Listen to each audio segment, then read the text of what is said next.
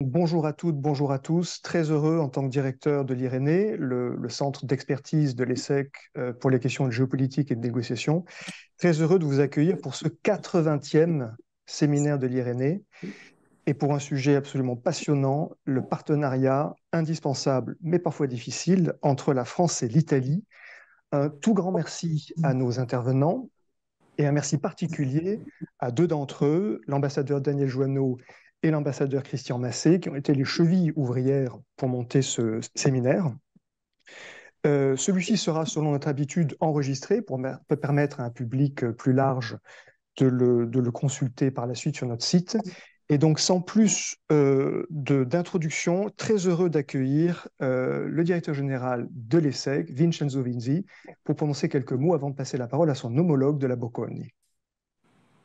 Merci beaucoup Aurélien. Buongiorno a tutti e a tutte e benvenuti a questo incontro. Continuerò l'intervento in francese, poi passerò la parola a Stefano Caselli.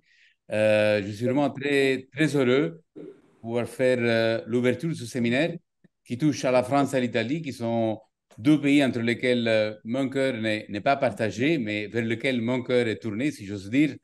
L'accent est clair pour indiquer où je suis né, même si j'ai l'honneur depuis 3 ans d'être également français, l'honneur et le plaisir.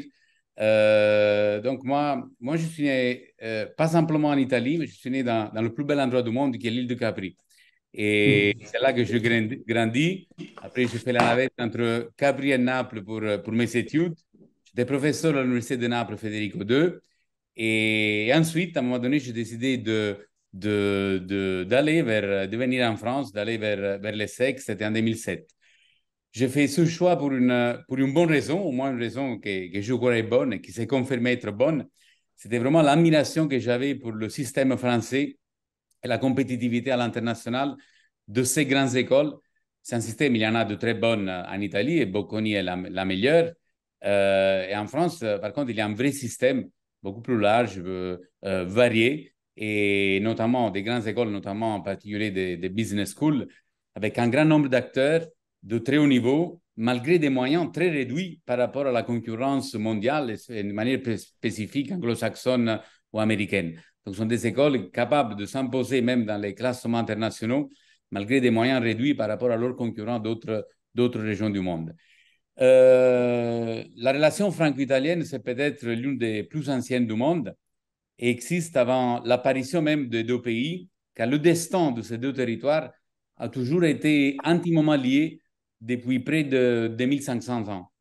On ne peut pas comprendre la France, à mon avis, si on ne connaît pas l'histoire romaine, et on ne peut pas comprendre l'Italie si on ne connaît pas en profondeur l'histoire de France. Je suis intimement convaincu pour avoir eu la chance d'aller en profondeur sur les deux côtés des Alpes, si j'ose dire. Alors, quand je préparais cette intervention, j'ai regardé aussi de manière spécifique les liens entre l'ESSEC et l'Italie.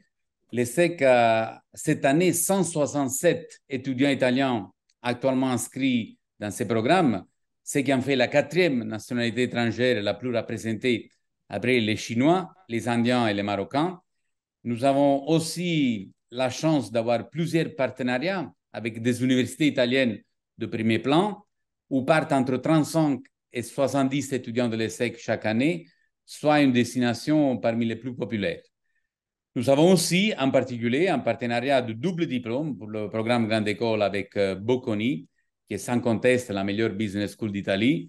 Et on l'a constitué justement avec une approche de complémentarité des expertises, mais également avec une approche multiculturelle qui couvre pour l'ESSEC la France et Singapour, toute la zone Asie-Pacifique, et pour Bocconi, l'Italie, Milan et bien évidemment l'Inde, mais c'est Stefano Caselli qui en parlera de manière plus précise que moi.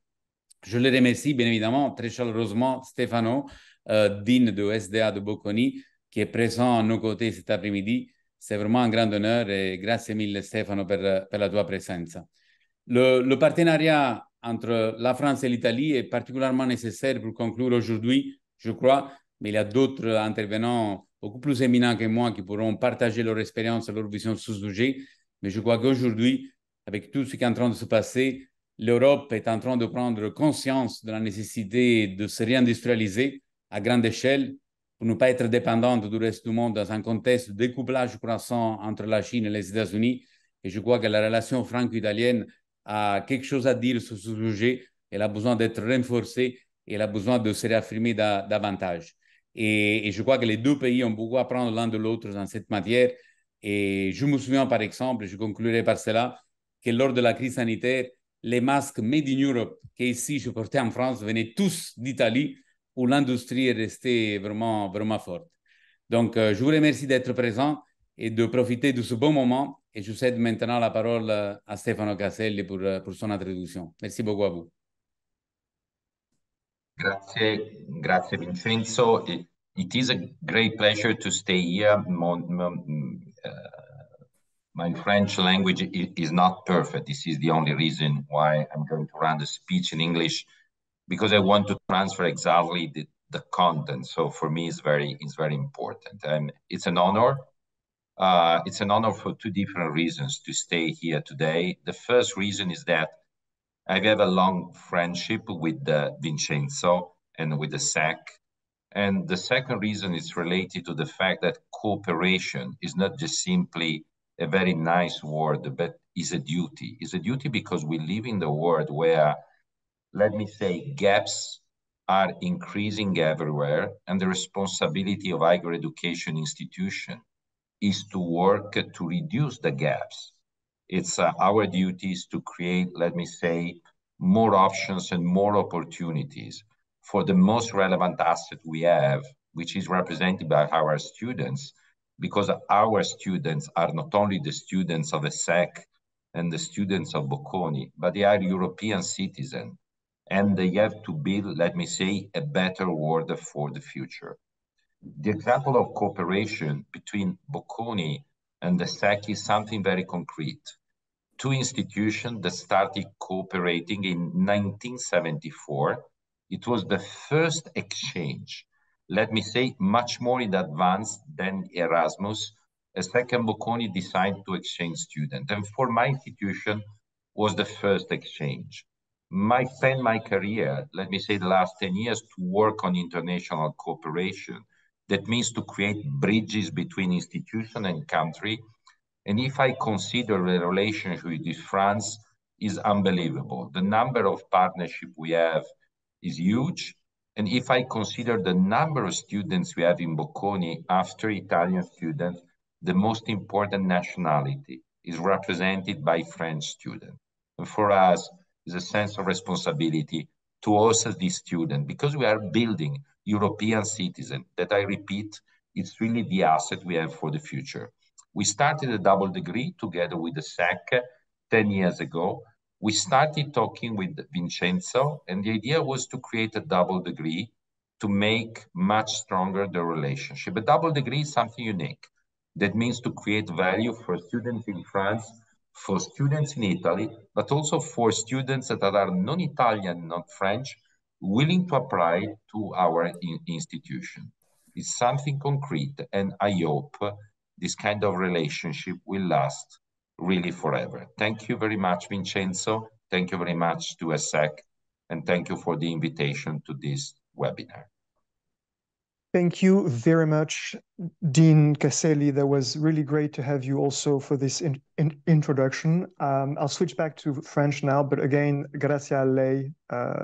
Merci beaucoup. Monsieur l'ambassadeur Daniel Joanneau, je vous passe le relais de manière à pouvoir introduire les présentations qui vont suivre, en veillant à ce qu'on ait suffisamment de temps pour prendre des questions à la fin et échanger avec nos invités. Merci, monsieur le directeur, cher Aurélien. Vont prendre la parole successivement le maire de Florence, Dario Nardella, Christian Massé, Bernard Spies et Carlo Beltrame.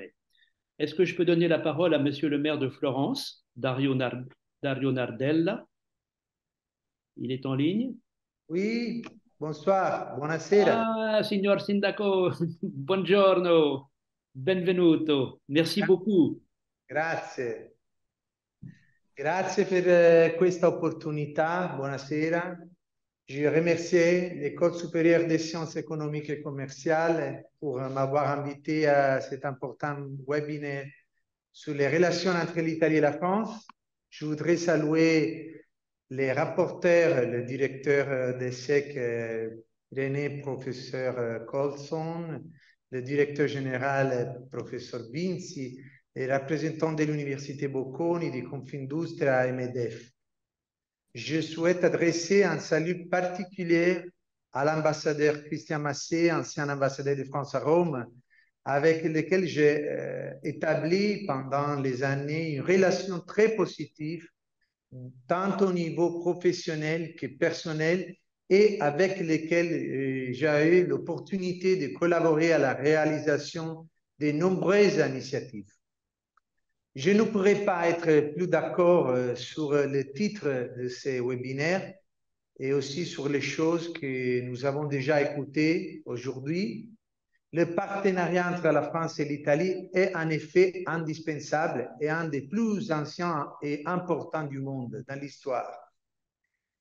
Il est encore davantage si on observe les relations entre Florence et la France, des relations de longue date qui se sont intensifiées dans l'ère moderne à partir au moins de la fin du XVe siècle. Dans mon bureau, la salle à côté de cette salle, ici à Palazzo Vecchio, où je vous invite tous ici à Florence, il y a un fresque de Vasari, du grand architecte Giorgio Vasari, qui montre les rencontres entre Pape Clémente VII, c'est-à-dire Giulio de' Medici, et François Ier de Valois, le roi de France. Encore dans mon bureau, il y a un autre fresque représentant le mariage entre Caterina de' Medici, Catherine de Médicis, et Henri II, le fils de François. Catherine fut mère des trois rois, comme vous savez, trois rois de France, de la dynastie des Valois, et désignée reine régente dans une période fondamentale de l'histoire française et au cœur de la Renaissance en Italie et en Europe. Une autre représentante de la famille Medici, Maria, fut mère de Louis XIII et grand-mère du roi Soleil, Louis XIV. Donc, l'histoire de Florence et l'histoire de France sont étroitement liées, comme le prouve aussi le fait que Florence et la France partagent les mêmes emblèmes, les lits. Florence est aussi très fière que l'Institut français de Florence est le premier institut français établi dans le monde, bien sûr, au dehors de la France. Aujourd'hui, les relations entre Florence et la France sont concentrées surtout sur les échanges économiques, parallèlement aux échanges culturels, et c'est précisément l'importance de la France pour l'économie de la zone métropolitaine de Florence que je voudrais souligner dans mon intervention. Sur un plan général, les relations économiques entre Florence et la France reflètent celles entre l'Italie et la France. Il s'agit en effet de systèmes productifs intégrés avec un échange en constante augmentation. En 2022, la France a été le premier partenaire de Florence parmi les pays de l'Union européenne, environ 3,4 milliards d'euros avec 2,6 milliards d'exportations vers la France et 0,7 d'importation de la France. Également, au cours des premiers mois de 2023, nous avons enregistré une augmentation des exportations de la zone métropolitaine de Florence vers la France, surtout dans le secteur, le domaine de l'habillement et de la maroquinerie. La situation est tout à fait différente si on parle des investissements provenant surtout de la France vers la zone de Florence. Je reviendrai sur ces points plus tard. Les domaines où les relations économiques dans le territoire de Florence et la France se développent sont essentiellement quatre. Le premier domaine est celui de la haute technologie, avec un accent particulier sur les questions de la cybersécurité et des systèmes de sécurité, de reconnaissance et de contrôle. Je me réfère notamment à la présence de Thales, qui à Florence a le quartier général au niveau de l'Italie. Le deuxième domaine est celui des sciences de la vie, notamment par rapport à la numérisation de la santé publique, pharmaceutique et au diagnostic médical. Dans ce secteur, on peut mentionner les entreprises Daedalus Ardian, l'Istituto De Angeli Fareva, Biomérieux et Sebia.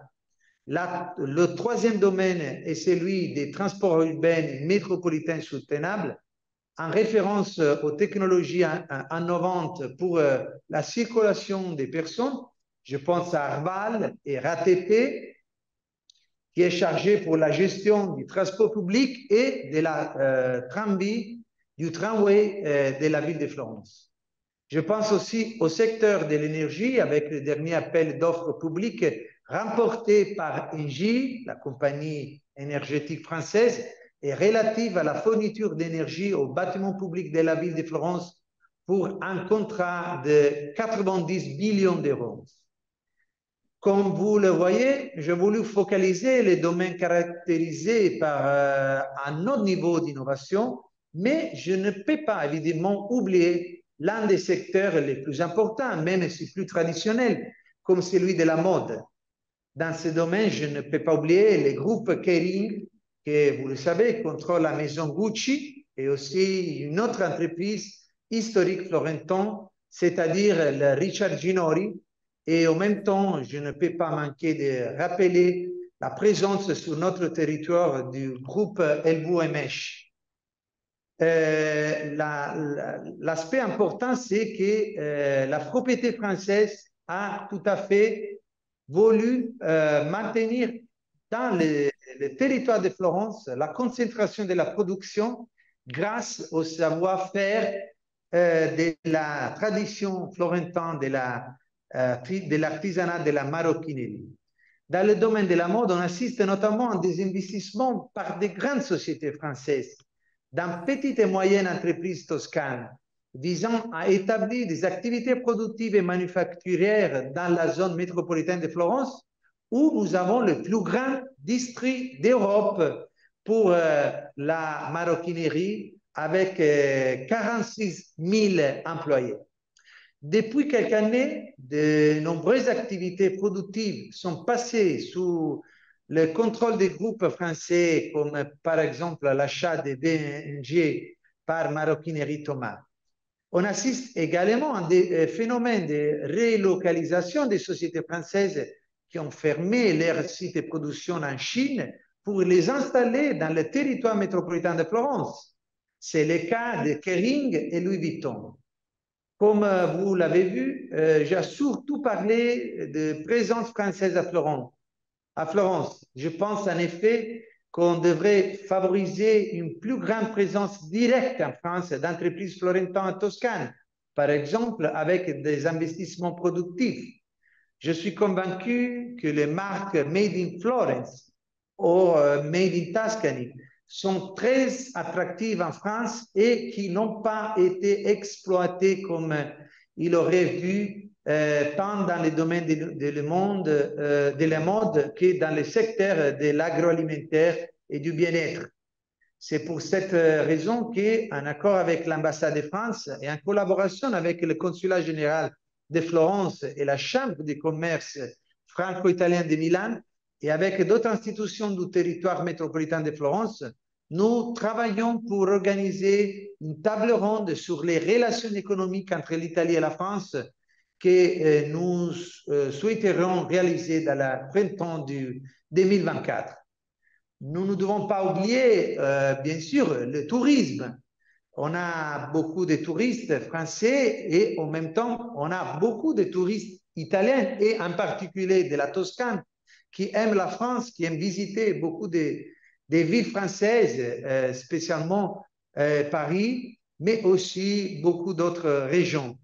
Ce échange de visiteurs entre notre ville, notre région et la France est un aspect particulièrement actif qui a touché des niveaux records exactement dans cette année 2023. Je voudrais dire enfin que grâce au traité du Quirinal et à toutes les nombreuses initiatives bilatérales qui ont été mises en programme dans ce cadre, cela nous semble un moment particulièrement favorable à l'intensification du partenariat indispensable entre la France et l'Italie, un partenariat qui, en ce qui concerne Florence, même pour les raisons historiques déjà mentionnées, est une véritable relation préférentielle. Une relation préférentielle qui sera renforcée davantage l'année prochaine. Et laissez-moi terminer sur cette note que l'ami Christian connaît très bien, grâce à un événement tout à fait exceptionnel, le grand départ du Tour de France de Florence. La première fois que le Tour part de l'Italie, le troisième événement sportif plus connu et plus suivi dans le monde après les Jeux olympiques et les mondiaux de football. Donc, une opportunité dans l'histoire pour renforcer les relations entre Florence et la France, surtout sur le niveau populaire de la sympathie et de l'amour du peuple italien et français pour Florence et pour la France. Donc, merci beaucoup pour cette opportunité. Merci et grâce à vous.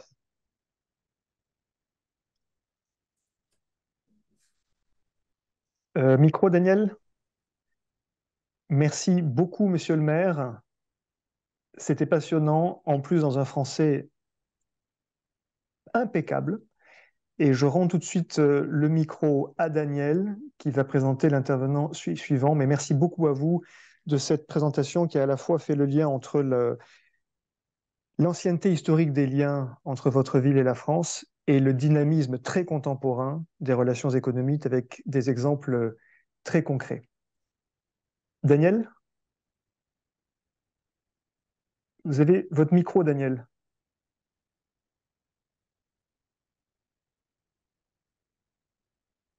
On ne vous entend pas, Daniel.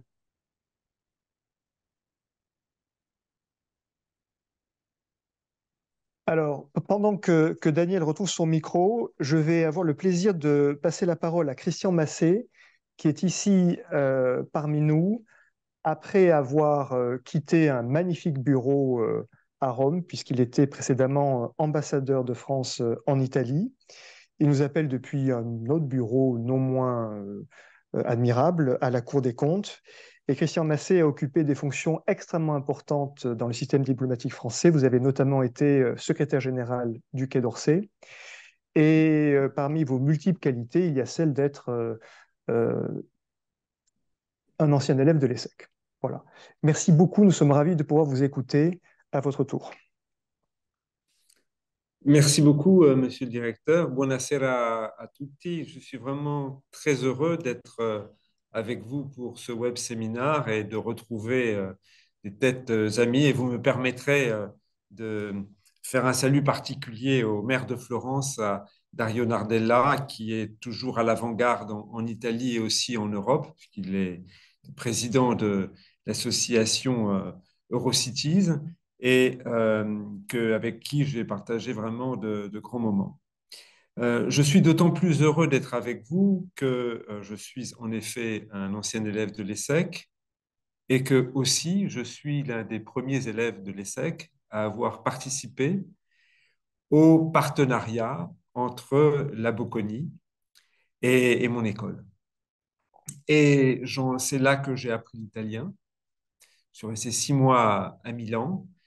Et je n'aurais pas été ambassadeur de France en Italie si je n'étais pas passé par ce séjour à Milan dans le cadre de cet échange. Et j'en ai nourri toujours un profond intérêt pour la relation franco-italienne. Et la conviction aussi que notre partenariat, en effet, est indispensable. Il est indispensable d'abord pour un pays comme la France parce que l'Italie compte, elle compte dans le monde. C'est un des 10 premiers PIB mondiaux. C'est la deuxième industrie européenne après celle de l'Allemagne.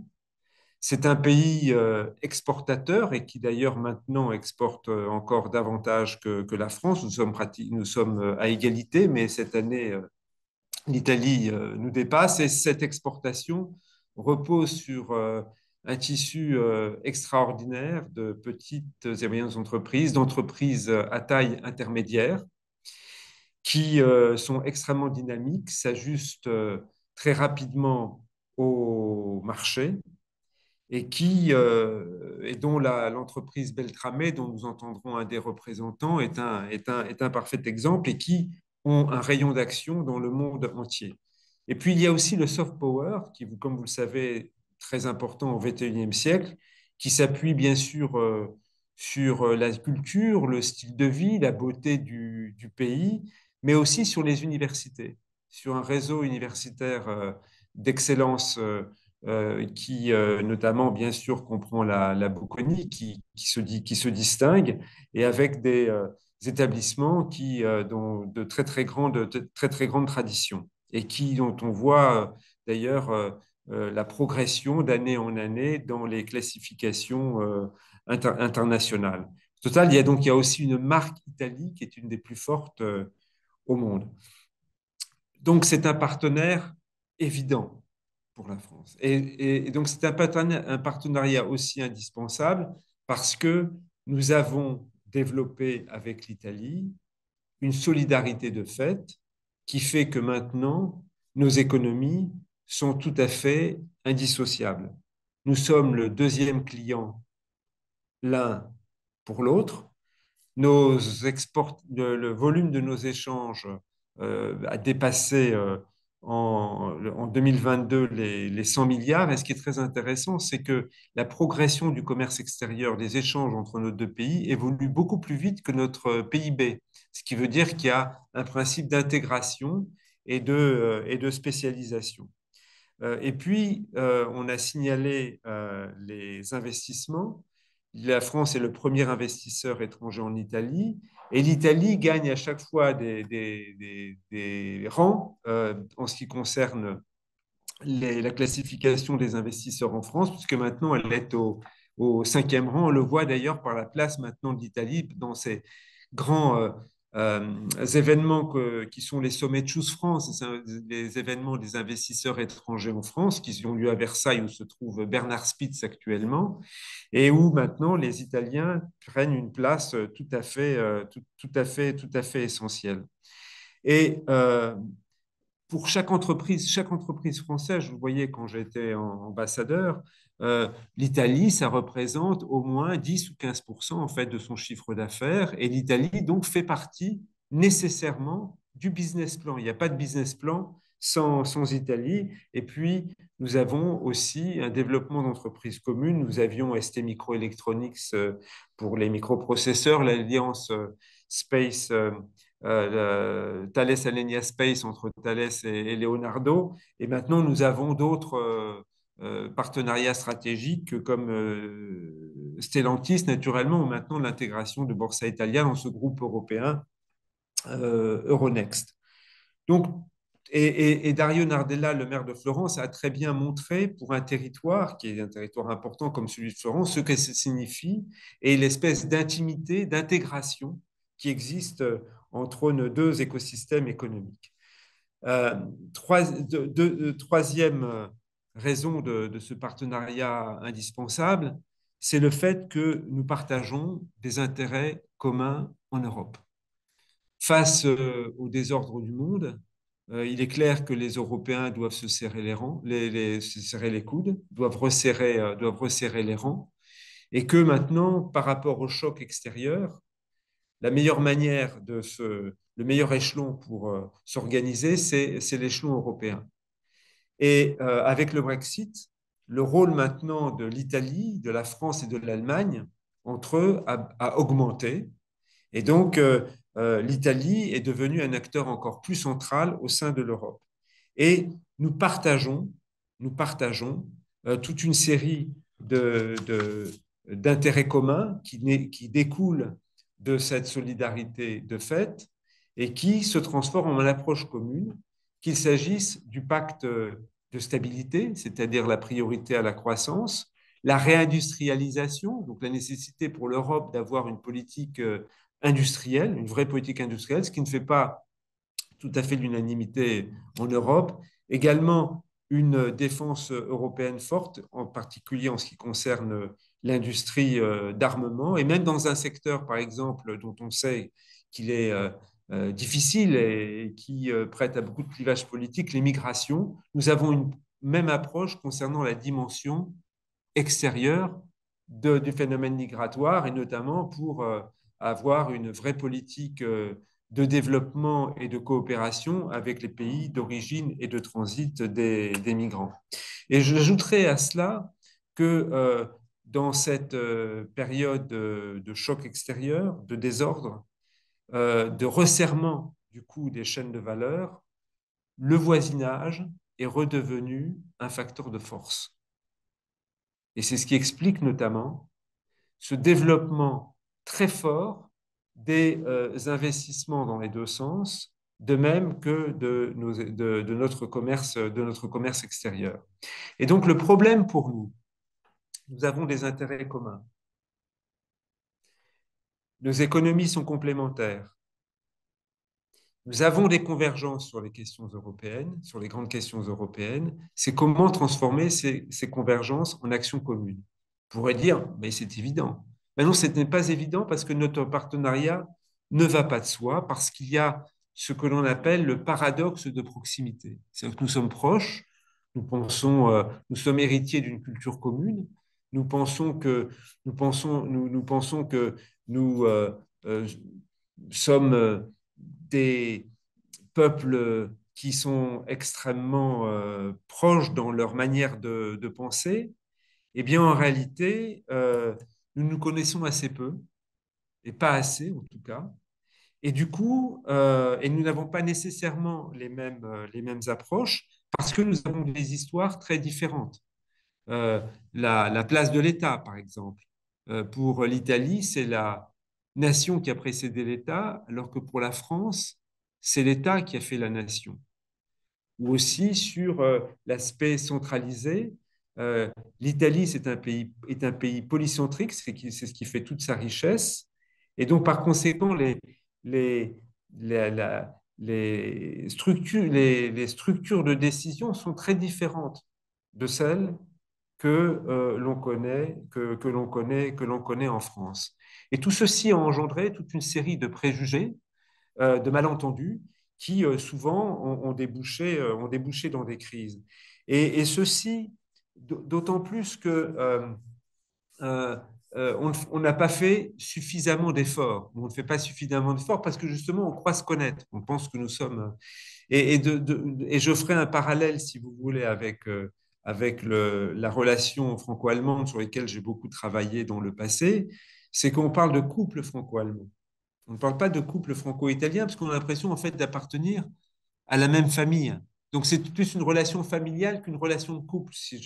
Et donc par conséquent, couple, vous admettez les différences de l'autre et vous faites un effort pour vous ajuster, etc. Mais nous pensons que nous sommes de la même famille, donc on doit être à peu près pareil. Et en fait, on ne fait pas suffisamment d'efforts pour se comprendre et pour faire en sorte de se mettre d'accord donc sur des actions communes. Et donc, c'est la raison pour laquelle on a décidé, après toute une série enfin, l'expérience de crise et de tension que j'ai moi-même vécue, puisque moi, je suis resté 6 ans en Italie, de fin 2017 jusqu'à juillet 2023, et j'ai connu toutes les couleurs de l'arc-en-ciel de ce que peut être une relation bilatérale, et je suis du passé de la discorde à l'entente et du rappel, j'ai été rappelé, au traité du Quirinal. Et ce traité du Quirinal, justement, à quoi sert-il? Il y a 3 axes. Le premier, c'est justement mieux se connaître, et donc c'est mettre l'accent sur les échanges d'étudiants, les échanges de lycéens, les échanges de fonctionnaires, les échanges au niveau des entreprises, les échanges de militaires, d'artistes, enfin, et mettre faire en sorte que les deux pays communiquent encore plus et apprennent. Il y a le tourisme, mais c'est pas la question. C'est pour mieux appréhender les différences de l'autre et apprendre véritablement à voir comment vit chaque pays dans l'actualité et maintenant. Le deuxième, et de ce point de vue-là, ce que font l'ESSEC et la Bocconi est tout à fait exemplaire. Le deuxième point, et ce qui est fondamental, c'est créer un réflexe franco-italien. C'est-à-dire qu'à chaque fois qu'on a un problème, c'est qu'est-ce qu'on peut faire avec l'Italie, ou pour l'Italie, que peut-on faire avec la France? Comment transformer justement nos approches communes, nos intérêts communs, nos convergences en actions communes, notamment au niveau européen. Et c'est la raison pour laquelle le traité met en place toute une série de mécanismes de consultation à haut niveau pour avoir une force véritablement d'impulsion et fabriquer de l'action commune. Et le troisième point, c'est une matrice de projet, qu'il s'agisse de la feuille de route en ce qui concerne l'armement, qu'il s'agisse de l'accélérateur d'entreprise et demain d'un instrument en ce qui concerne l'innovation, un instrument franco-italien en matière d'innovation, le service civique franco-italien. On a aussi maintenant un nouveau grand tour au niveau des échanges de résidences d'artistes. On a au niveau de l'université, on a la promotion en fait des échanges universitaires. Donc on a toute une série de projets qui se mettent en place sur la base de ce traité du Quirinal. Parce que, une fois de plus, dans cette Europe qui est notre chance pour l'avenir, pour avoir gardé notre place au XXIe siècle, on a besoin de relations bilatérales fortes et de partenariats très forts. Et de ce point de vue-là, le partenariat franco-italien peut faire la différence. On l'a vu sur un sujet très précis au moment de la crise du Covid, c'est Next Generation EU, ce programme de 750 milliards d'euros, avec cette immense innovation qui est la création d'une dette commune, qui est une idée partagée par la France et par l'Italie, mais pas partagée par tous, comme vous le savez, mais que nous sommes parvenus à faire accepter par l'ensemble des États membres. Eh bien, c'est une initiative franco-italienne à laquelle se sont rejoints d'autres pays et qui a fait boule de neige, qui a permis de parvenir à créer ce grand programme qui a fait toute la différence dans la capacité de nos économies et de l'Europe à faire face à la crise du Covid. Donc, moi, je suis tout à fait convaincu qu'à côté de l'Allemagne et puis d'autres pays, et avec eux, la France et l'Italie peuvent être un moteur, et un moteur absolument nécessaire pour l'avenir. Merci beaucoup, Monsieur l'ambassadeur, cher Christian. Nous sommes très reconnaissants d'avoir pu avoir votre regard au retour de 6 années, vous l'avez rappelé, et c'est exceptionnel pour ce poste. 6 années au Palais Farnèse. Donc, un très grand merci à vous. Je crois qu'on retiendra tous le paradoxe de la proximité et cette comparaison avec le couple franco-allemand. On est à la fois tellement proche que, comme dans une famille, deux frères, deux sœurs, des frères et sœurs, il peut y avoir la plus grande affection, mais parfois aussi des moments d'incompréhension. Et vous l'avez rappelé, ces 6 années, vous avez eu un peu des montagnes non pas russes, mais franco-italiennes. On va continuer le tableau avec cette fois-ci Bernard Spitz, qui nous appelle, donc, ça a été dit, de Versailles. Pas tout à fait la Galerie des Glaces. On n'a pas encore les moyens à l'ESSEC Irénée de réserver ce genre de décor, mais on est très, très, très heureux de vous accueillir aussi, cher Bernard. Donc, vous êtes aujourd'hui le président de BS Conseil et vous avez eu des responsabilités importantes, éminentes au sein du MEDEF sur le volet international et vous connaissez parfaitement l'économie italienne et les relations qu'elle entretient avec la nôtre. Donc, on est très heureux de vous accueillir pour continuer ce tour d'horizon. Merci. Bonjour à tous. D'abord, je vous remercie l'ESSEC. Vous avez oublié de dire que je suis aussi l'ancien ESSEC, fier de l'être. Mais je me retrouve au fond dans ce tournoi de tennis de Rome, traditionnel, en partenaire de double avec Christian Massé. Et ça me rappelle ce que disait le partenaire de double de John McEnroe à l'époque. Tout le monde a oublié son nom. Et on lui demandait, mais quelle est la meilleure équipe de double possible? Et il disait, c'est John McEnroe et n'importe qui. Donc, je suis évidemment d'accord pour dire qu'avec Christian, on fait la meilleure équipe de double possible. Et aussi pour dire que j'aurais pu dire tout ce qu'il a dit, et je le pense très fortement. Alors, mon expérience, si j'essaie de la compléter par rapport à ce qui a été dit, je la dois à la fois effectivement à avoir dirigé la diplomatie internationale du MEDEF pendant une dizaine d'années et avoir créé, d'ailleurs avec le soutien de Christian, le sommet franco-italien qui chaque année réunit les entreprises des deux pays, tout à fait dans le sens de ce qu'il a dit, c'est-à-dire concrètement faciliter le rapprochement des deux pays. En fait, il y a la diplomatie économique et il y a la diplomatie politique. La diplomatie économique, elle s'appuie sur la réalité économique des deux pays. Christian l'a rappelé. On pourrait même ajouter, certes, que l'Italie fait plus d'exportations autant que nous, mais elle fait surtout une balance du commerce extérieur très supérieure à la nôtre, puisque la sienne, l'Italie, est caractérisée par avoir une balance primaire depuis je ne sais combien de décennies positive, et nous, elle est désespérément négative, et elle s'accroît chaque année. Donc, l'Italie est un pays exportateur, et l'Italie est un pays extraordinairement complémentaire avec la France. La deuxième expérience que j'ai sur le long terme avec l'Italie, c'est que j'ai été pendant une petite douzaine d'années président de la Fédération française de l'assurance. Et l'assurance, ce qu'il y a d'intéressant dans l'assurance, c'est que ça touche à tout. L'assurance, on s'intéresse à la voiture, on s'intéresse à la nature, on s'intéresse à la santé, on s'intéresse au financement de l'économie, on s'intéresse à l'habitation, on s'intéresse aux catastrophes naturelles. Bref, on s'intéresse à tout ce qui fait la vie économique, et ensuite, par secteur, on peut effectivement regarder ce qui se passe. Et le constat de cette décennie, c'est que sur tous les sujets européens, il y a un alignement, de fait, à peu près constant entre les Français et les Italiens. Il peut y avoir des changements politiques, il peut y avoir des différences de toute nature, mais sur le fond, que ce soit en matière d'assurance, que ce soit en matière industrielle, que ce soit en matière d'énergie, que ce soit sur tous les grands sujets, eh bien, il y a un alignement entre la France et l'Italie. Mais je ne vous dirai pas qu'il y a un alignement entre la France et l'Allemagne. D'ailleurs, je ne vous dirai pas qu'il y a un alignement entre l'Italie et l'Allemagne. La réalité des choses, c'est qu'en Europe aujourd'hui, moi, c'est ce que j'appelle la stratégie du triangle. On a trois pays qui sont trois pays sans lesquels, s'il n'y a pas un minimum d'alignement entre les trois, on ne peut rien faire de sérieux en Europe. Ça ne suffit pas nécessairement, parce que ces trois pays ne dictent pas leurs conditions à tous les autres, mais sans ce minimum d'alignement, eh bien, les choses ne se font pas. C'est d'ailleurs ce qu'on a bien vu lors de l'exemple qu'a repris tout à l'heure Christian à propos de la mutualisation de la dette.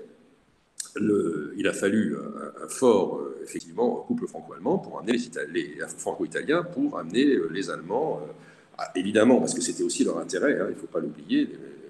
À l'époque où ils ont accepté ça, c'était un moment où le commerce extérieur, tant vis-à-vis de la Chine que les États-Unis, étaient en train de déraper. Ils avaient donc besoin que l'Europe se porte le moins mal possible. Donc, ça faisait partie du deal. Mais il a donc fallu cet alignement-là. Mais, donc, l'idée, c'est pas que la France et l'Italie soient contre l'Allemagne. L'idée, c'est de faire en sorte que cet alignement d'intérêt naturel entre les Français et les Italiens permette à l'Europe, et notamment à ce triangle, d'avoir un centre de gravité qui corresponde le plus possible à nos intérêts. Je vous prendrai l'exemple très simple, qui est l'exemple de la voiture. Les Allemands font des grosses voitures.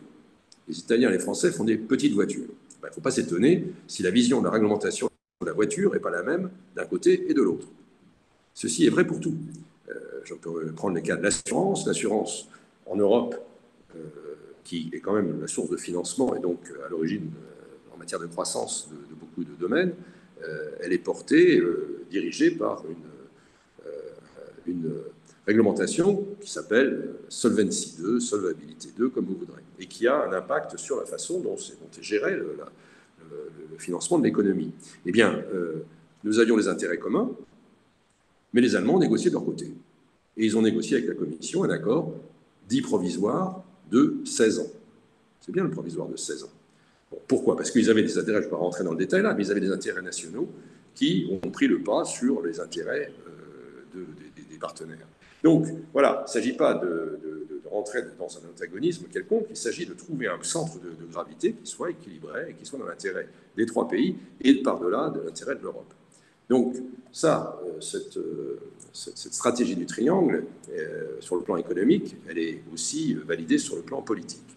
Alors, je pense qu'effectivement, le traité du Quirinal a été un élément formidable, mais force est de constater qu'on ne peut être que déçu sur ces points d'application. D'abord, on peut être déçu par les Français, parce que nous étions, avec Christian, ce jour de la signature du traité du Quirinal, toute la presse italienne en parlait en faisant non seulement les grands titres, mais enfin avec énormément de développement autour de ce thème.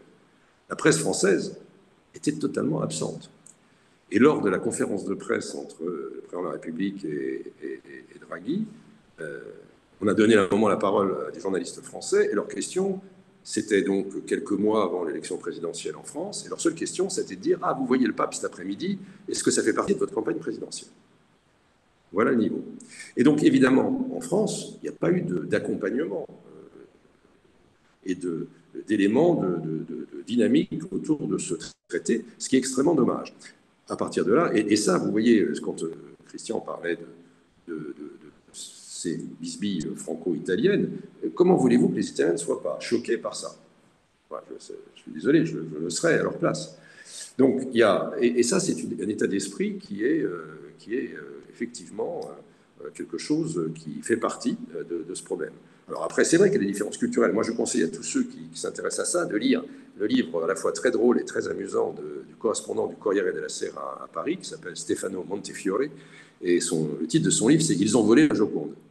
Donc, il part de ce principe qu'effectivement, en Italie, tout le monde pense qu'on a volé la Joconde, ce qui n'est pas du tout vrai, historiquement, mais ça fait partie de ces petites querelles qu'on réveille, comme vous le disiez, en famille, et il raconte de façon très, très, très drôle et très affectueuse les pièges ou de la relation franco-italienne.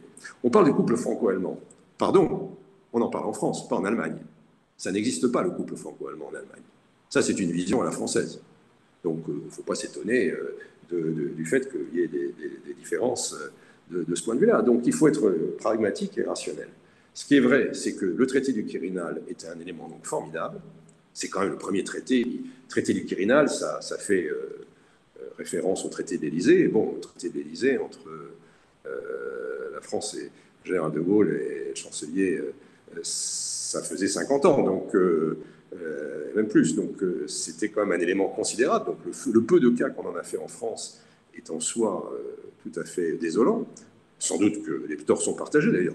Peut-être que le pouvoir politique n'a pas fait tout ce qu'il fallait pour donner, quand il veut mettre l'accent sur un sujet, il le fait. Le fait est que depuis, dans ce traité du Quirinal, il ne s'est pas passé grand-chose.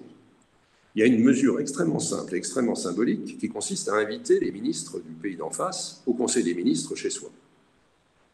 Ça n'est pas cher, ça n'est pas compliqué, c'est symbolique, ça n'a pas été fait. Pourquoi? Alors il faut bien voir que c'est là où on a eu des sujets, là encore, un peu, comment dire, dont on aurait pu s'épargner les choses. On l'a dit tout à l'heure, la complémentarité économique, elle est très très forte, et c'est vrai dans tous les domaines. J'ai un exemple que j'aime bien prendre, c'est l'exemple de la mode. Parce qu'il y a en Italie, il faut le savoir, des gens qui considèrent que la France se comporte en maître chez elle, elle achète ce qu'elle veut, et puis donc elle dispose de l'Italie. Il y a un courant qui peut être parfois hostile à la France qui se développe sur ces bases. Or, justement, ils prennent l'exemple de la mode, ce qui est un très mauvais exemple de leur point de vue, parce qu'en réalité, ce qui se passe, c'est que la mode, c'est bien la démonstration de la complémentarité franco-italienne. Les entreprises italiennes de mode sont généralement issues de familles, elles se développent merveilleusement bien, mais elles n'arrivent pas à passer le stade de la mondialisation, de la réussite globale. Et c'est là où les Français sont très forts. Mais ils l'ont fait, quand ils le font, c'est en respectant la production, la fabrication, la création, l'identité italienne à tous les niveaux. Ça n'est pas du tout en s'appropriant les choses. Et c'est de ce point de vue-là que cette complémentarité fonctionne très bien. Moi, je prends un exemple qui est un exemple, je crois, pur et parfait, qui est l'exemple de cette société italienne dont le nom m'échappe à la seconde, peut-être Christian peut me venir en aide, spécialiste du Cachemire, l'Europiana, voilà. Et l'Europiana était une très grande entreprise italienne, très réputée, mais dont l'un des familiales, avec 2 frères, dont l'un avait été atteint du cancer. Ils ont décidé d'aller voir les Français, en l'occurrence Bernard Arnault, pour leur dire en gros, ben voilà, nous on pense que c'est vous qui pouvez le mieux assurer la pérennité du groupe. Donc voilà les conditions qu'on pose, on ne discute pas, c'est vrai, c'est bon ou c'est pas bon. Et Arnault a dit c'est bon et ils l'ont fait. Donc c'est pas vraiment l'image de l'aigle qui vient se jeter sur sa proie, c'est exactement la compréhension pragmatique, réaliste de gens qui savent que c'est à travers cette complémentarité franco-italienne qu'on peut réussir le mieux. Alors, ceci est vrai dans énormément de domaines. C'est la raison pour laquelle aussi, l'une des raisons qui est dommageable et pour lesquelles on a pris les exemples tout à l'heure de Stellantis, de ST Micro, EssilorLuxottica, tout ça, c'est des réussites mondiales qui sont liées à un partenariat et à une alliance franco-italienne, et il y en aurait d'autres. La difficulté, c'est quand même de bien comprendre, de bien respecter l'autre. Parfois, on peut blesser l'autre sans le vouloir, par maladresse. On peut aussi le faire par, comment dire, esprit de supériorité. Je ne vois pas. Il y a eu des commentaires politiques qui ont été faits lors de l'élection de Mme Meloni à la tête de l'État italien, venant de la France. Je ne pense pas qu'on aurait aimé que M. Draghi dise, lors de l'élection d'Emmanuel Macron, bon, on tient compte du choix des Français, mais enfin, on surveillera les comptes. Ça n'aurait pas plu. Et bien, ça ne plaît pas dans l'autre sens. On aurait pu se dispenser de ce genre de choses. On a fait des polémiques encore récentes, enfin, il y a quelques mois, sur l'immigration, alors que l'évidence, c'est que nos intérêts sont communs. Et que tant qu'on ne tiendra pas le même discours sur l'immigration, eh bien, on n'arrivera pas, non seulement on n'arrivera pas à une solution, mais on créera des barrières et des frontières inutiles et très contre-productives. Les choses semblent reprendre leur cours. Je vais vous prendre un tout petit exemple symbolique, qui n'est peut-être pas d'une très grande importance, mais qui vient de se dérouler récemment. Il y a eu le choix de la question de savoir qui allait accueillir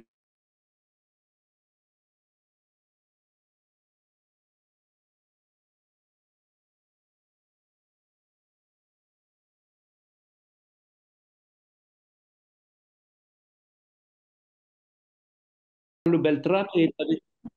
Est-ce que M. Carlo Beltrame est avec nous? Carlo Beltrame?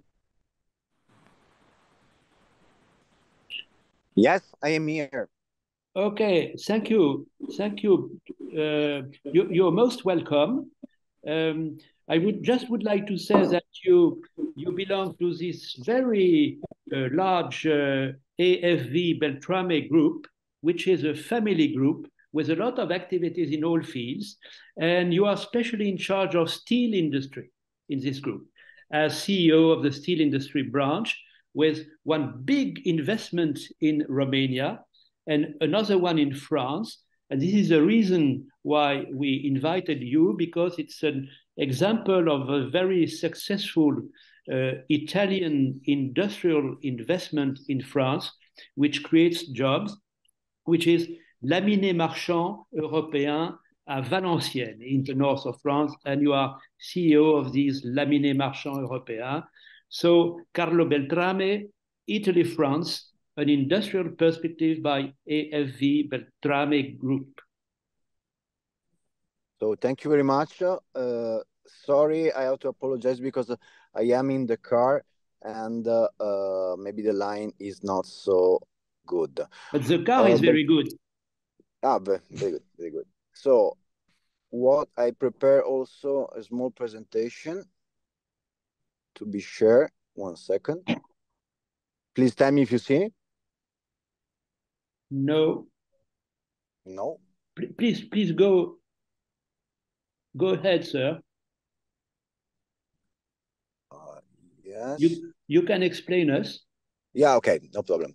So Beltrame is a family-owned business that since 1896, so we have more than 130 years. We acquired in LMA in 1994. And since then, we have invested almost €500 million.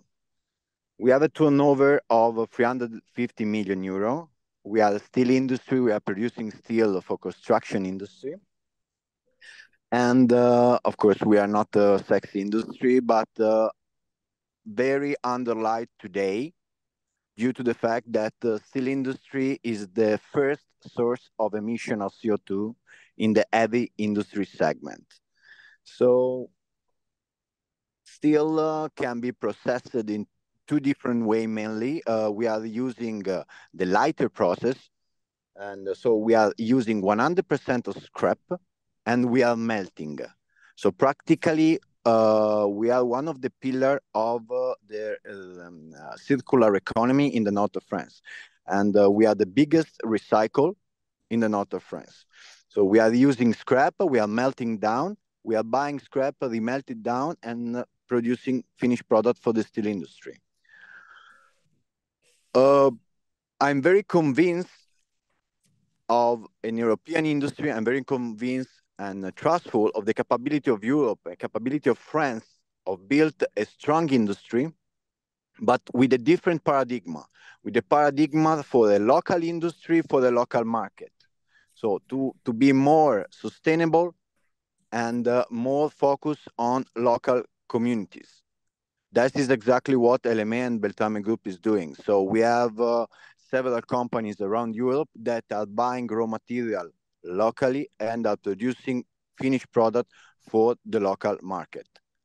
So since a couple of years, actually since 2019, we started the process of sustainability, and we launched our brand for the decarbonized product. Since then, we start to invest heavily, also in France, in decarbonization. Just last year, 2022, we invested 32 million euro, and in 2023 we are going to complete the whole year with 30 million euro investment. This with the main scope of goal of sustainability, so reduction of CO2 emission, reduction of gas consumption, reduction of water consumption, and most important, the safety of our employees. Right now, we have more or less 600 employees, and we succeed to add this year the lowest lost time frequency rate injuries of ever. So this just to underline the interest from our employees to respect the rules and be very awareness of the risk of working in heavy industry. Our strategies is also related to the territory. What does it mean? It means that we are looking for sustainable development through partnership and sponsorship. So that's the reason why we make an agreement with several universities around our area, INSA with Hauts-de-France, and also the Polytechnique of Lille. And of course, supporting and partnership with different sport activities in our local area. Our relationship with the territory is very strong and getting stronger and stronger.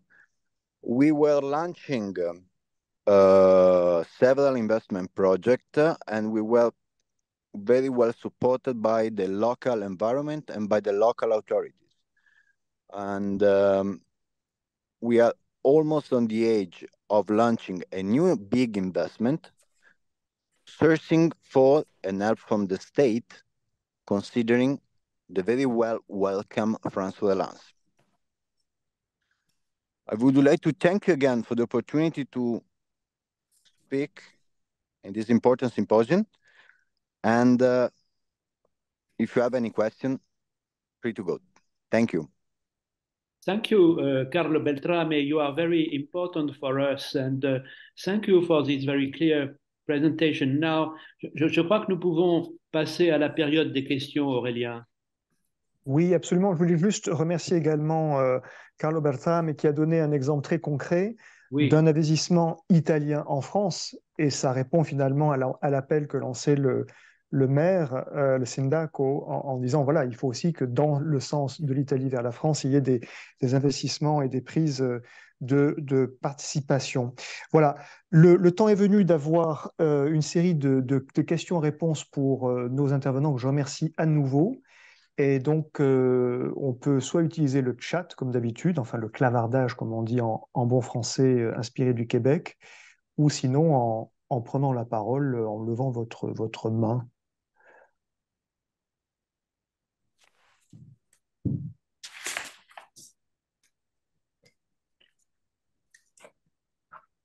Sachant qu'il est aussi possible pour les intervenants de se poser les questions les uns aux autres.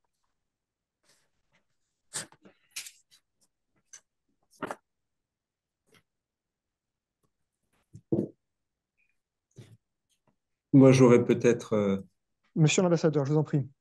oui, j'aurais peut-être une question à Bernard, en fait, parce que euh,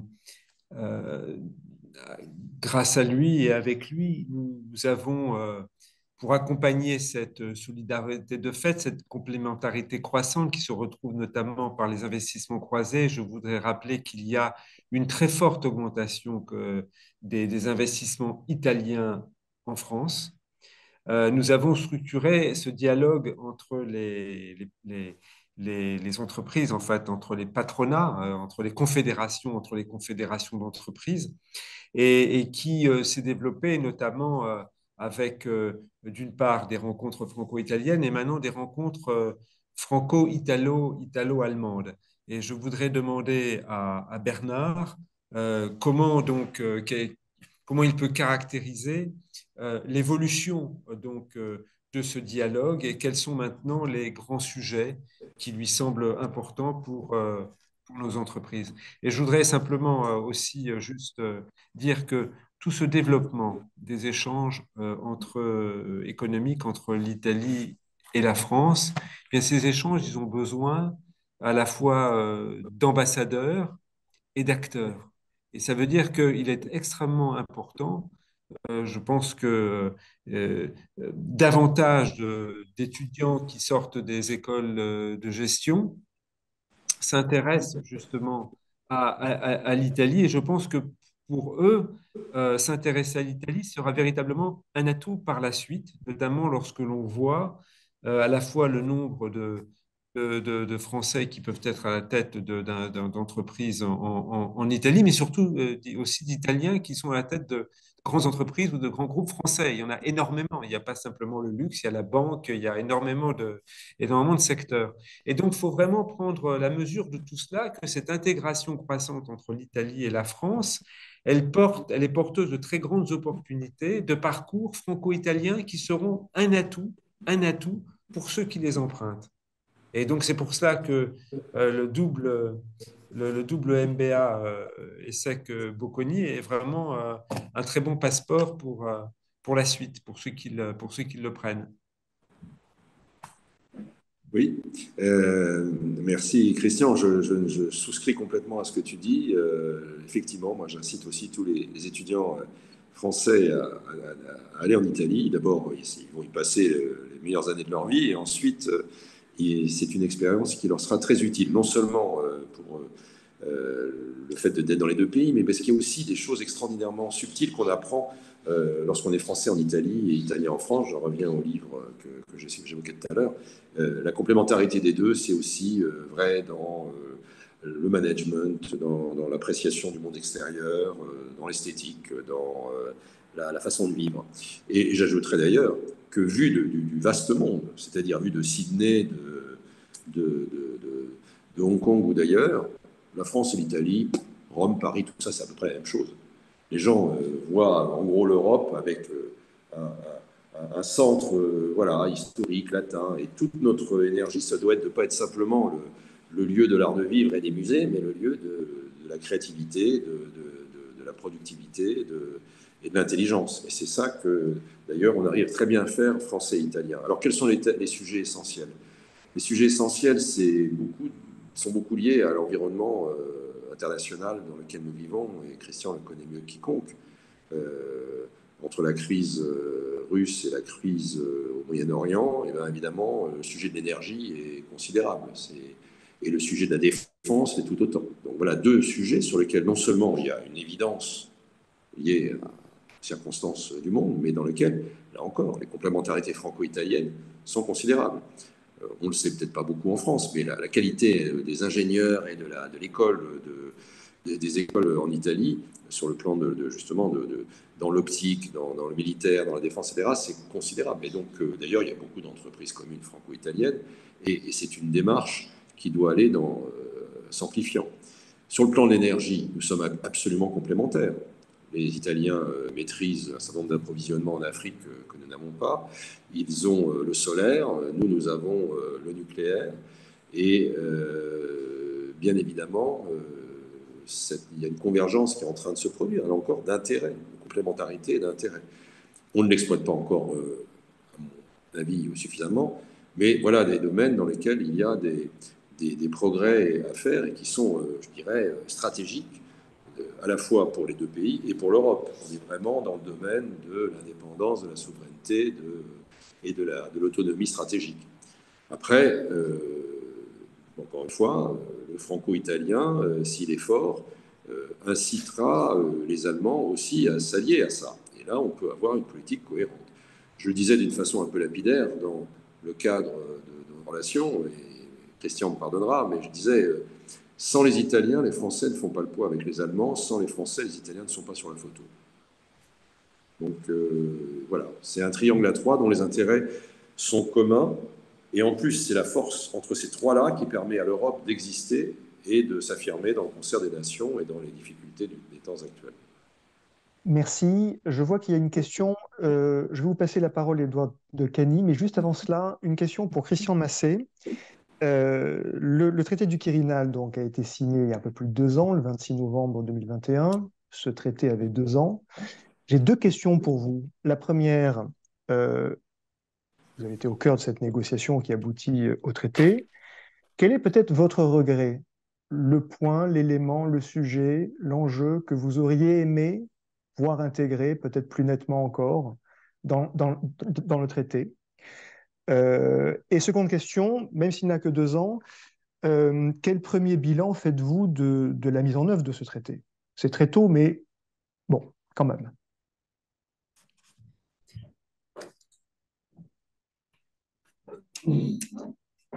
Cette négociation a été une négociation assez longue, mais qui s'est accélérée considérablement dans les derniers mois. Et donc, il y a eu véritablement une dynamique et une bonne entente. Personnellement, ce que je regrette peut-être, c'est que je pense, il y aurait d'avoir davantage encore d'ambition du côté de la mise en place des échanges, que la direction est là, mais nous n'avons pas dans les dispositifs qui ont été établis une sorte d'organisme central, enfin un organisme qui serait capable de donner l'impulsion générale, si vous voulez. Donc l'impulsion, elle doit être politique et nous n'avons pas, contrairement à ce qui se passe par exemple dans le franco-allemand, un office franco-allemand, par exemple, de la jeunesse, vous voyez, qui met en route l'ensemble des échanges et qui coordonne. Donc, ça ne veut pas dire que ça ne se fait pas, mais ça veut dire qu'on doit avoir un vrai travail de coordination et d'impulsion politique. D'autre part, sur le bilan, moi, ce que je constate, c'est qu'il y a une dynamique qui a été lancée. Il y a eu notamment récemment, présidé par les 2 ministres des Affaires étrangères, pour la première fois un comité de coopération transfrontalière. Jusqu'à présent, on a les Alpes nous ont un peu divisés alors qu'elles doivent nous réunir parce que nous avons des millions de personnes qui vivent dans ce bassin de population avec beaucoup de problèmes communs de transport, d'environnement, aussi de réindustrialisation des vallées, d'augmentation des échanges. Et là, ce comité s'est réuni pour la première fois il y a 2 mois et c'est un acquis considérable parce qu'autour de la table, il y avait les représentants des gouvernements, mais il y avait aussi les collectivités territoriales, toutes réunies autour de cet objectif commun qui est de faire des Alpes, en fait, un trait d'union. Pour le reste, tout se met en place petit à petit. Nous vivons aussi une période accidentée, on le sait bien, hein, beaucoup de chocs extérieurs, donc il faut aussi laisser un peu de temps au temps pour l'établissement, mais tout cela va dans la bonne direction.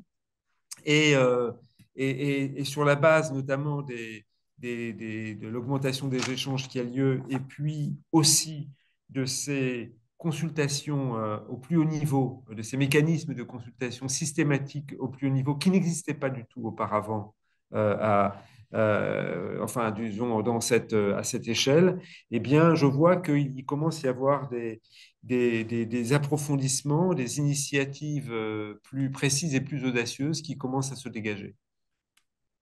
Merci à vous. Je passe la parole pour sa question à Édouard de Cagny. Oui, bonsoir, est-ce que vous m'entendez? Oui. Bonsoir, merci beaucoup pour pour ces présentations. Je me présente, je suis Édouard de Cagny, je suis un jeune ancien de l'ESSEC. Je suis arrivé à l'ESSEC en 2015 et j'ai fait également le double diplôme avec Saint-Cyr Couët-Quidan. Et à la sortie de Saint-Cyr, j'ai fait ma dernière période à l'étranger de l'ESSEC à la chancellerie de l'ambassade de France à Berlin, aux côtés de l'ambassadrice Descotes et notamment sur les questions de défense franco-allemande, d'Europe de la défense, et avec les nombreux problèmes que nous connaissons. Et donc, j'adresse une question. Alors, je ne sais pas si c'est peut-être à l'ambassadeur Masset ou à Monsieur Spitz.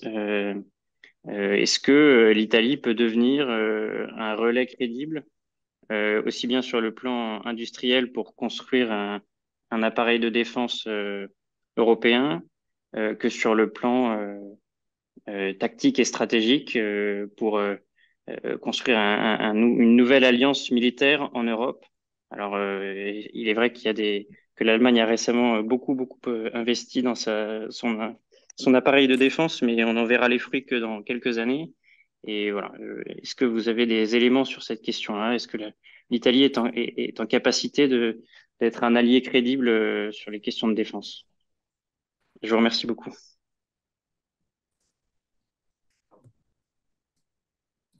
Je peux peut-être donner quelques éléments et Bernard Spitz pourra enrichir, si je puis dire, sur l'aspect proprement entreprise. L'Italie n'a pas, dans l'histoire récente, consacré autant d'efforts à sa défense que la France. Nous sommes à 2% de PIB à peu près d'efforts de défense. L'Italie est à un peu plus de 1%. Mais les choses changent parce que l'Italie voit bien que nous sommes dans un contexte stratégique en pleine évolution, avec très clairement des défis en Méditerranée, en Afrique. Et donc, l'Italie augmente son effort de défense. L'Italie déploie des hommes à l'étranger. Il y a plusieurs milliers de soldats italiens qui sont déployés maintenant à l'étranger dans le cadre d'opérations extérieures. Elle est maintenant présente en Afrique avec nous et elle met en place en fait aussi toute une série d'initiatives en fait au niveau de l'Europe de la défense.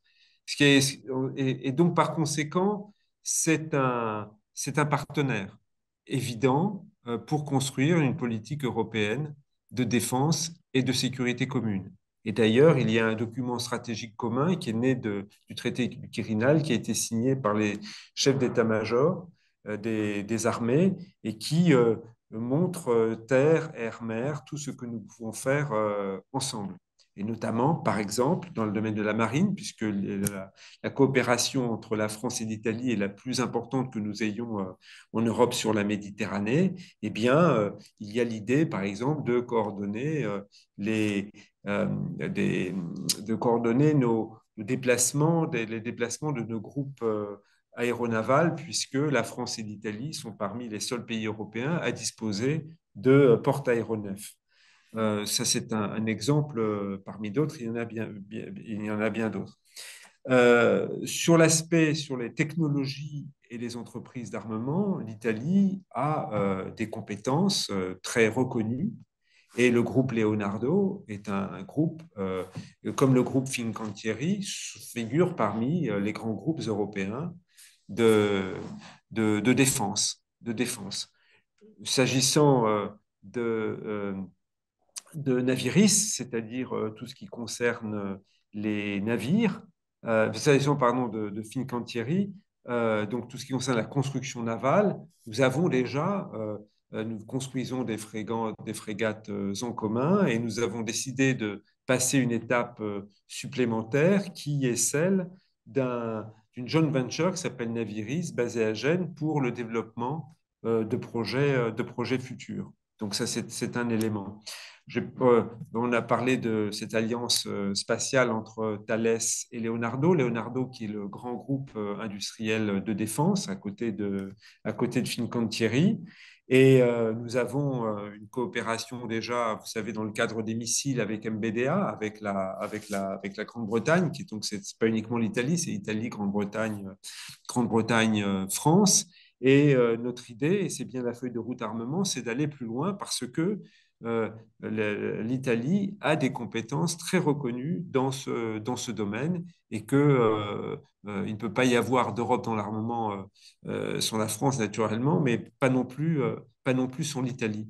Donc c'est un partenaire. Enfin, actuellement, la coopération en matière de défense avance vite et elle est très prometteuse. Je veux bien enrichir d'une seconde ce que vient de dire Christian, et j'en profiterai aussi pour vous dire au revoir parce qu'après je dois vraiment quitter.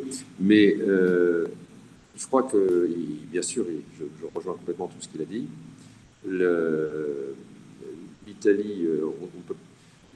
L'Italie est un partenaire, il l'a dit, sur le plan industriel et technologique. Les circonstances mondiales changent d'une façon qui fait que dans très peu de temps, très peu d'années, un pays comme l'Allemagne a dû réviser de façon drastique ses choix de politique en matière de défense.